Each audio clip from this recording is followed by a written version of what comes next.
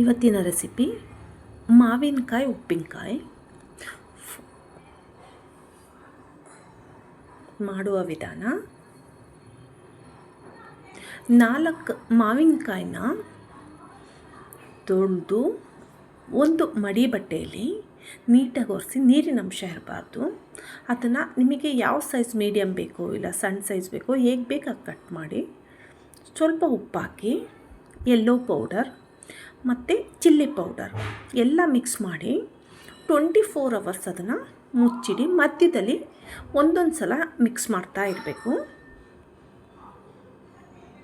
ನೋಡಿ, ಮಿಕ್ಸ್ ಮಾಡಿ ಅದನ್ನು 24 ಅವರ್ಸ್ ಅದನ್ನು ಎತ್ತಿಟ್ಬಿಡಿ. ಪ್ಲೇಟ್ ಮುಚ್ಚಿ 24 ಅವರ್ಸ್ ಆದಮೇಲೆ ನೋಡಿ, ಇವಾಗ ಸ್ವಲ್ಪ ನೀರಿನ ಅಂಶ ಬಿಟ್ಟಿದೆ ನೋಡಿ. ಉಪ್ಪು ಖಾರ ಎಲ್ಲ ನೀಟಾಗಿ ಇಟ್ಟಿರುತ್ತೆ ಅದು. ಅದಕ್ಕೆ ಸ್ವಲ್ಪ ನೋಡಿ ಮಿಕ್ಸ್ ಮಾಡಿ.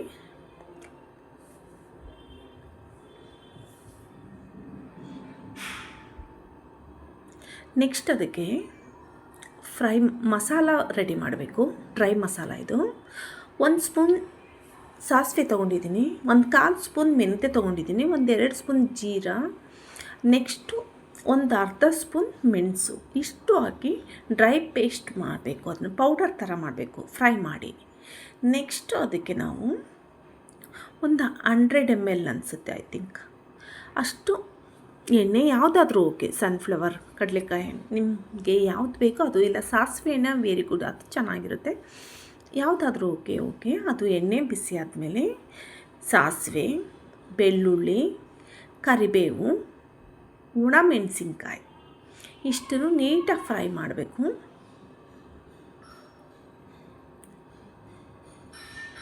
ಎಲ್ಲೋ ಆ್ಯಡ್ ಮಾಡಿ ಸ್ವಲ್ಪ. ನೆಕ್ಸ್ಟು ಅದಕ್ಕೆ ಸ್ವಲ್ಪ ಸಾಲ್ಟ್ ಹಾಕಿ, ಎಷ್ಟಿರುತ್ತೋ ಅದು ಕರೆಕ್ಟಾಗಿ ಉಪ್ಪು. ನಾವು ಮಾವಿನಕಾಯಿಗೆ ಸಾಲ್ಟ್ ಹಾಕಿದ್ದೀವಿ. ನೆಕ್ಸ್ಟು ಇಂಗು, ಯಾವುದಾದ್ರೂ ಓಕೆ, ನಾನು LG ಹಿಂಗೆ ತೊಗೊಂಡಿದ್ದೀನಿ, ಅದನ್ನು ಹಾಕಿ ನೋಡಿ. ಸ್ವಲ್ಪ ಬೆಲ್ಲನ ಆ್ಯಡ್ ಮಾಡ್ತಾಯಿದ್ದೀನಿ. ನಿಮಗೆ ಆ್ಯಡ್ ಮಾಡಬೇಕು ಅಂದರೆ ಆ್ಯಡ್ ಮಾಡಿಲ್ಲ ಅಂತ ಸ್ಕಿಪ್ ಮಾಡಿ. ಡ್ರೈ ಪೌಡರ್ ಮಾಡಿದ್ವಲ್ಲ ಅದನ್ನೆಲ್ಲ ಹಾಕಿ ಮಿಕ್ಸ್ ಮಾಡಬೇಕು. ನೀಟಾಗಿ ಮಿಕ್ಸ್ ಮಾಡಿದ ಮೇಲೆ ನೋಡಿ,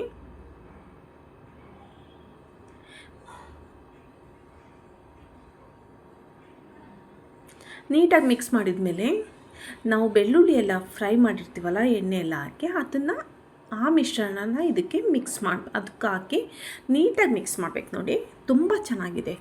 ರೆಡ್ ಕಲರ್ ಇತ್ತು ಆ್ಯಕ್ಚುಲಿ. ನೋಡಿ, ಈ ಥರ ಮಾಡಿ ಒಂದು ಏರ್ ಕಂಟೈನರ್ ಬಾಕ್ಸಿಗೆ, ಬಾಟಲ್ಗೆ ಹಾಕಿಟ್ರೆ ನೀವೆಷ್ಟು ದಿವಸ ಬೇಕಾದರೂ ಇಟ್ಟರೆ ಏನೂ ಆಗೋಲ್ಲ. ತುಂಬ ಚೆನ್ನಾಗಿತ್ತು. ಒಂದು ಸಲ ನೀವು ಟ್ರೈ ಮಾಡಿ ನೋಡಿ. Thank you for watching.